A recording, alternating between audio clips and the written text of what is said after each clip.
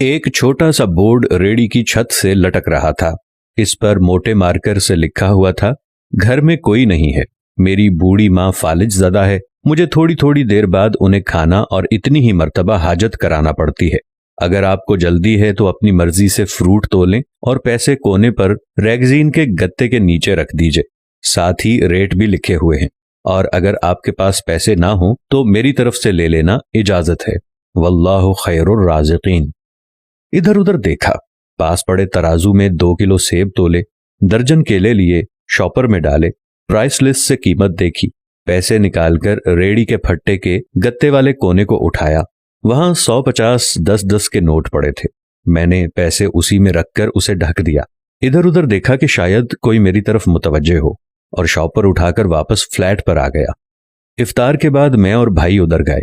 देखा एक बारिश आदमी, दाढ़ी आधी काली आधी सफेद, हल्के क्रीम कलर कुर्ते शलवार में रेड़ी को धक्का लगाकर बस जाने ही वाला था। वो हमें देखकर मुस्कुराया और बोला, साहिब फल तो खत्म हो गया। नाम पूछा तो बोला, खादिम हुसैन। फिर हम सामने ढाबे पे बैठे थे, चाय आई। कहने लगा कि पिछले 3 साल से अम्मा बिस्तर पर है, कुछ नफसियाती सी भी हो गई है, और अब तो फालिज भी हो गया है। मेरा कोई बाल बच्चा नहीं, बीवी मर गई है, सिर्फ मैं हूं और मेरी अम्मा। अम्मा की देखभाल करने वाला कोई नहीं, इसलिए मुझे हर वक्त अम्मा का ख्याल रखना पड़ता है। एक दिन मैंने अम्मा के पांव दबाते हुए बड़ी नरमी लजाजत से कहा, अम्मा तेरी तीमारदारी को तो बड़ा जी करता है, पर जेब में कुछ नहीं, तू मुझे कमरे से हिलने नहीं देती, कहती है तू जाता है तो जी घबराता है, तू ही बता मैं क्या करूं।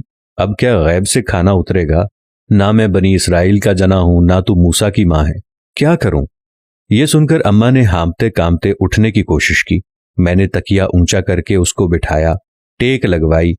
उन्होंने झुर्रियों वाला चेहरा उठाया, अपने कमजोर हाथों का प्याला बनाया और न जाने रब्बुल आलमीन से क्या बात की। फिर बोली, तू रेड़ी वहीं छोड़ आया कर, तेरा रिज्क तुझे इसी कमरे में बैठकर मिलेगा। मैंने कहा, अम्मा क्या बात करती है, वहां छोड़ आऊंगा तो कोई चोर उचक्का सब कुछ ले जाएगा। आजकल कौन लिहाज करता है, बिना मालिक के कौन खरीदार आएगा। कहने लगी, तू फजर को रेड़ी फलों से भरकर छोड़ कर आजा, बस ज्यादा बकबक नहीं कर, शाम को खाली ले आया कर।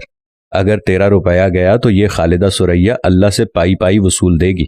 2.5 साल हो गए हैं भाई साहब, सुबह रेड़ी लगाकर जाता हूँ, शाम को ले जाता हूँ। लोग पैसे रख जाते हैं, फल ले जाते हैं, धेला ऊपर नीचे नहीं होता, बल्कि कुछ तो ज्यादा रख जाते हैं। अक्सर तखमीना नफा लागत से 300-400 रुपए ऊपर ही जा निकलता है। कभी कोई अम्मा के लिए फूल रख जाता है, कभी कोई और चीज। परसों एक पढ़ी लिखी बच्ची पुलाव बनाकर रख गई, नोट लिखकर रख गई कि अम्मा के लिए। एक डॉक्टर का गुजर हुआ, वो अपना कार्ड छोड़ गया, पुश्त पे लिख गया कि अंकल अम्मा की तबीयत न संभले तो मुझे फोन करना, मैं घर से पिक कर लूंगा।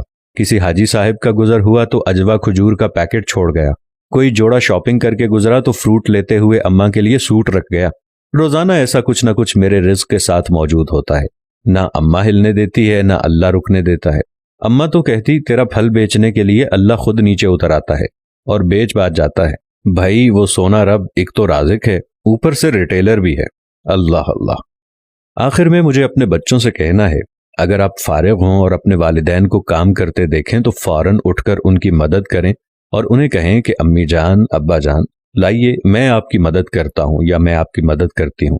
फिर देखें दुनिया और आखिरत की कामयाबियां कैसे तुम्हारे कदम चूमती हैं, इंशाअल्लाह। दोस्तों, ये एक बहुत ही मुतासिर कुन और दिल को छू लेने वाली वीडियो है। अल्लाह ताला वाकई राज़िक़ हकीकी है। उसने दुनिया अच्छे लोगों से भर रखी है। सिर्फ चंद गुमराह और कम समझ लोगों की वजह से कभी कभी परेशानी बन जाती है, जबकि सारे बंदे दर्जा बदर्जा अच्छे और खूबसूरत दिल और सोच रखते हैं। अल्लाह अच्छे लोगों को जज़ाए खैर अता फरमाए, आमीन।